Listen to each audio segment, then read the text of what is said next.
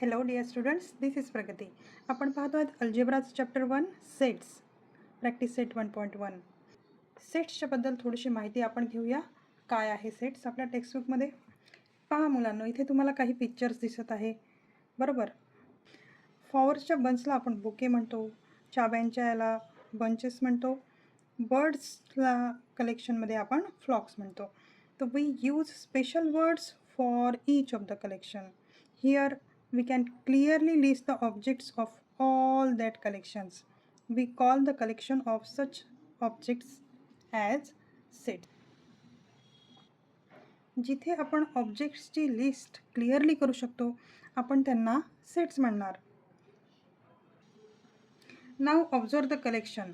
Happy children's in the village, brilliant students of the class. In both the examples of the word happy and brilliant are relative terms. का बरं यांना relative terms म्हटलेलं आहे?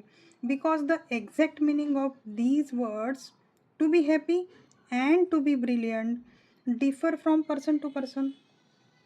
Therefore, these collection are not sets. तर आपण त्यांना sets म्हणू शकत नाही.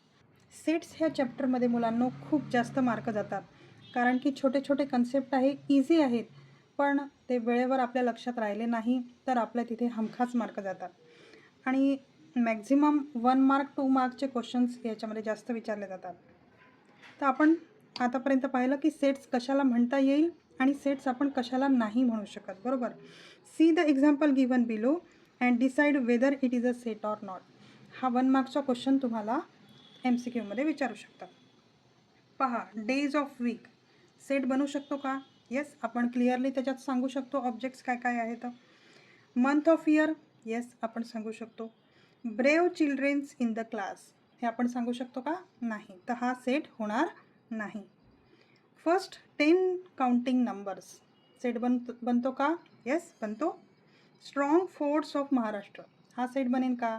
नाही, कारण की आपण फोर्ट्सची जी स्ट्रेंथ आहे ती आपण मेजर करू शकत नाही. Planets in our solar system, yes ह्याचा सेट बनणार. पाहूया आपण सेट्सची definition. If we can definitely and clearly decide the objects of a given collection then that collection is called a set. आपण सेट त्यांनाच म्हणू शकतो की ज्याच्यातले कलेक्शन जे आहे ते तुम्ही क्लिअरली आणि डेफिनेटली सांगू शकता की हे ऑब्जेक्ट्स त्याच्यामध्ये येतील. Generally the name of the set is given using capital letters. म्हणजे सेटचं जे नेम आहे ते तुम्हाला कॅपिटल लेटर्सनी लिहायचं आहे मुलांनो, लक्षात घ्या. The member or elements of the set are shown by using small letters. म्हणजे त्याच्यामधले जे एलिमेंट्स असतील ते तुम्हाला स्मॉल लेटर्सनी यूज करायचे आहे. If small a is an element of capital A, then we can write it as a small a belongs to A, and if A is not an element of set A, then we can write A is not belong to A. तर समजलं का मुलांनो, की जर का एखादा element हा सेटमध्ये अवेलेबल आहे तर आपण A is belong, तो element is belong to that set असं म्हणू शकतो. पण जर का तो एलिमेंट सेटमध्ये नसेल तर आपण म्हणू शकतो की that element is not belong to that set. अशा प्रकारे कॅपिटल एन काय आहे तर सगळे is the set of natural numbers. Natural number आपल्याला माहिती आहे, कर्ली ब्रॅकेट्सपासून आपल्याला स्टार्ट करावं लागेल. 1 2 3 आणि डॅश डॅश डॅश राहील कारण की ते इन्फायनाईट आहे. आता होल नंबर्स कशापासून चालू होतात? 0पासून, बरोबर ना.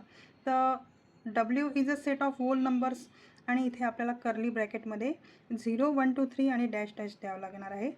I is a set of integer राहील. तर इंटिजर्समध्ये आपल्याला पहा मुलांनो, निगेटिव्ह नंबर 0 आणि पॉझिटिव्ह नंबर दोनहीकडे डॅश राहणार आहे.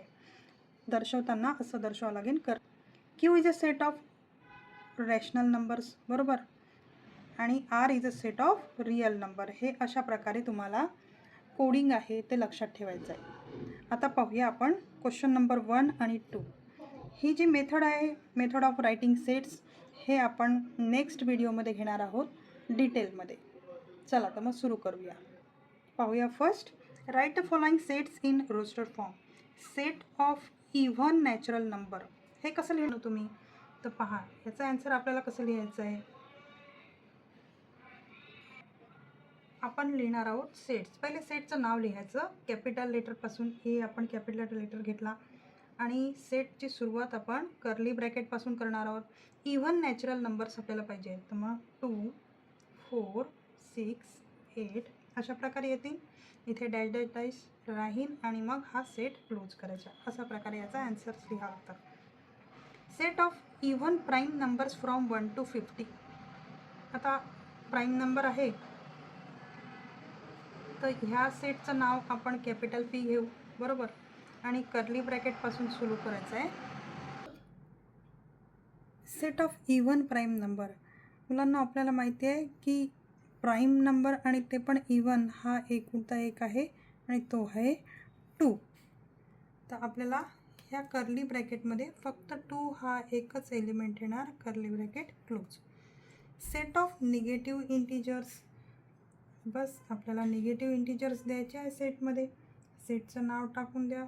इंटिजर्स देत आहे तर आपण कॅपिटल I लिहू शकतो आणि कर्ली ब्रॅकेटमध्ये आपण इथे -3, -2, -1 हे आपण इंटिजर्समध्ये देऊ शकतो. Bracket close. 7 basic sounds of a सरगम. तर याचा आन्सर राहील सा रे ग म प ध नि. कर्ली ब्रॅकेटमध्ये लिहावं लागेल आणि सरगमचा S तुम्ही कॅपिटल लेटर लिहू शकता सेट्स म्हणून. सॉरी, मी इथे जागा सोडायचं विसरले म्हणून इथे ॲडजस्ट केलेलं आहे. तुम्ही समजून घेऊ शकता. Right the following symbolic statement in words. तर पहा इथे 4/3 आणि इन्क्ल्युडेडची साईन आहे Q आहे. तर हे आपण कसं लिहिणार वर्ड्समध्ये की 4/3 is an element included in set Q, बरोबर ना. 4/3 is an element of set Q. आता पहा सेकंड नंबरचं -2 is not included in set N. -2 is not an element of set N असं लिहिणार आपण.